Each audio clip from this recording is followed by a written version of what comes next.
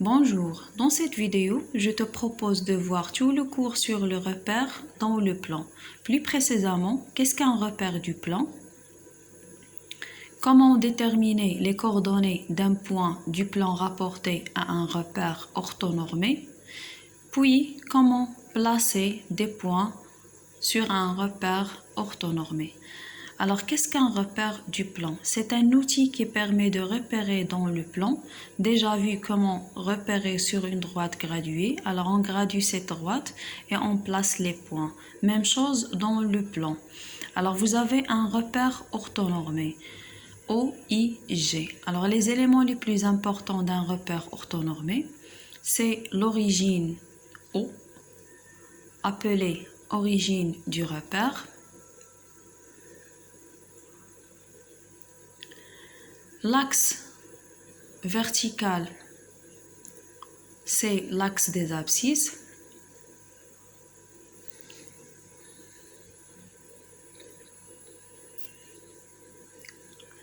Et l'axe horizontal, appelé axe des ordonnées.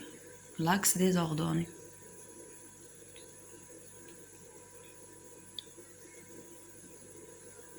Alors, comment déterminer les coordonnées d'un point du plan rapporté à un repère orthonormé? Alors, voici des exemples.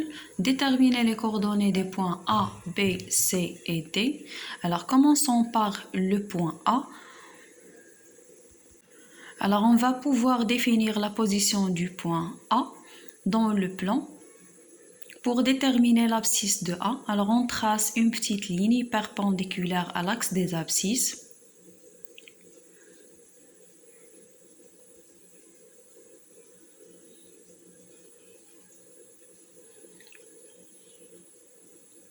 Ou le projeté orthogonal du point A sur l'axe des abscisses. Il se trouve en 1. Même chose pour déterminer l'ordonnée de A. On trace une petite ligne perpendiculaire à l'axe des ordonnées. Il se trouve en 2. Alors les coordonnées du point A sont 1, 2. En premier, abscisse et en deuxième, ordonnée. Alors on va passer au point B pour bien comprendre. On va commencer par l'abscisse. Je lis sur l'axe des abscisses 4. Alors le projeté orthogonal du point B sur l'axe des abscisses et le projeté orthogonal du point B sur l'axe des ordonnées. Alors il se trouve en moins 2. Alors les coordonnées du point B sont 4, moins 2. Maintenant le point C. Remarquez-vous que le point C se trouve ou appartient à l'axe des abscisses. Alors sa valeur sur l'axe des abscisses est moins 2. Reste à déterminer l'ordonnée de C. La ligne perpendiculaire à l'axe des ordonnées est déjà tracée. Alors j'arrive à 0. Alors le point C a pour coordonnées C, moins 2, 0. Alors tous les points appartiennent à l'axe des abscisses ont pour ordonnée 0. Maintenant le point D. Alors la ligne perpendiculaire à l'axe des abscisses est déjà tracée. Alors j'arrive ici à 0. Et a pour ordonnée 3. Alors le point D a pour coordonnées 0, 3. Alors tous les points appartiennent à l'axe des ordonnées ont pour abscisse 0.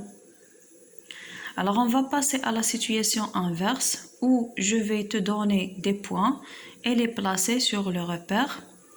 Alors placez les points E, moins 1, 2, F, moins 2, moins 3 et G, 0, moins 3, H, 2, 0. Commençons par le point E. Alors le point E a pour abscisse moins 1 et a pour ordonnée 2.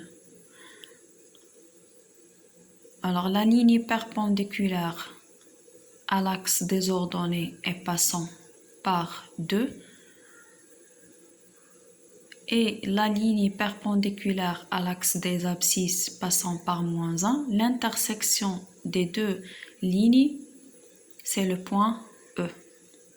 Même chose pour le point F. Alors, F a pour abscisse -2 et pour ordonnée -3. Alors, la ligne perpendiculaire à l'axe des abscisses est passante par -2, coupe la ligne perpendiculaire à l'axe des ordonnées en point -3. Alors, l'intersection des deux de droite ou des deux lignes, c'est le point F. Le point G, 0, -3. Alors, remarquez-vous que G a pour abscisse 0. Alors, il appartient à l'axe des ordonnées. Alors, 0, -3 se trouve ici, G. Le point H a pour ordonnée 0. Alors, les points ont pour ordonnée 0 appartiennent à l'axe des abscisses. Alors, le point H se trouve ici, 2, 0. Terminé.